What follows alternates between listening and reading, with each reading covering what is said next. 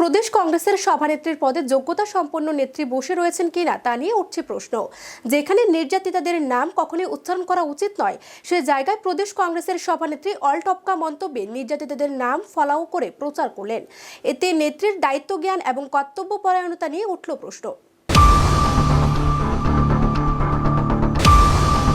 ধর্ষণের মামলা বা অন্য কোনো মহিলা সংক্রান্ত নির্যাতনের মামলায় সুপ্রিম কোর্টের নির্দেশে নির্যাতিতার নাম কখনোই প্রকাশ্যে আসতে পারবে না, সেই নিয়মই রয়েছে। কিন্তু সুপ্রিম কোর্টের এই নির্দেশকে অমান্য করে আইনকে বৃদ্ধাঙ্গুলি দেখিয়ে দায়িত্বজ্ঞানহীনভাবে ফলাও করে সংবাদ মাধ্যমের সামনে ধর্ষিতার নাম প্রচার করলেন ত্রিপুরা প্রদেশ মহিলা কংগ্রেস সভানেত্রী সর্বাণী ঘোষ চক্রবর্তী। সোমবার কংগ্রেস ভবনে মহিলা কংগ্রেসের ডাকা এক সাংবাদিক সম্মেলনে সরাসরি ধর্ষিতার নাম প্রচার করলেন সর্বাণী ঘোষ চক্রবর্তী।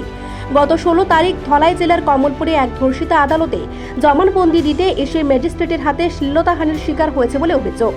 জানা গেছে, এক গৃহবধূ অন্যত্রে ধর্ষণের শিকার হওয়ার পর আদালতে এসেছিলেন জবানবন্দি দিতে। সেখানে বিচারক ওনাকে শ্লীলতাহানি করেছেন বলে অভিযোগ করেন ওই ধর্ষিতা। এই বিষয়ে সোমবার অভিযুক্তের বিরুদ্ধে অভিযোগ দায়ের করা হয়েছে বলে সাংবাদিক সম্মেলনে জানিয়েছেন মহিলা কংগ্রেস সভানেত্রী সর্বাণী ঘোষ চক্রবর্তী।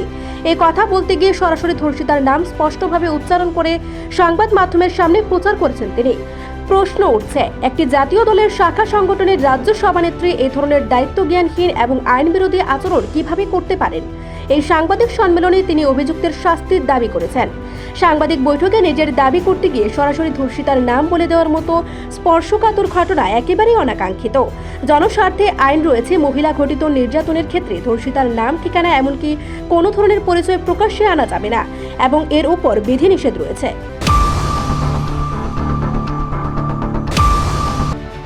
রেপ কেসের 164 এর জবানবন্দি দিতে গেছিলেন ম্যাজিস্ট্রেটের সামনে।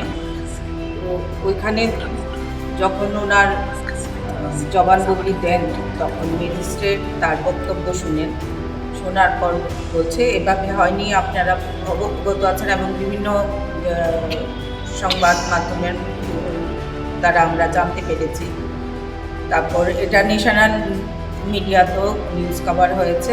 তো তখন আমরা ভিকটিম এবং ওই ধলাই ডিস্ট্রিক্টের সমস্ত তথ্য আমরা নিই এবং নেওয়ার পর যখন বলেছে তখন ওনার কাছ থেকে সমস্ত জানার পর এফআইআর করতে গেছে এবং এফআইআর আজকেই হয়েছে। এটা তাও এফআইআর যখন করতে গেছে ওনাকে 3 থেকে 3.5 ঘন্টা ওয়েট করিয়েছে, তাদের থেকে এফআইআর নেয়নি। যাই হোক, পরে সেই এফআইআর দিয়েছে এবং আমরা এই বিজেপি সরকারের আমলে নারীরা যে সুরক্ষিত না, সেটা আরেকবার আমাদের সামনে আঙুল দিয়ে দেখিয়ে দিয়েছে। মহিলা কংগ্রেসের নেত্রী এই ধরনের দায়িত্বজ্ঞানহীন কার্যকলাপের যদি কোনো ধরনের দুর্ঘটনা ঘটে, তার দায়ভার সম্পূর্ণ ওনার উপর বর্তাবে বলে দাবি করছেন সচেতন মহল। নিজস্ব প্রতিনিধির রিপোর্ট, এশিয়ান টাইমস।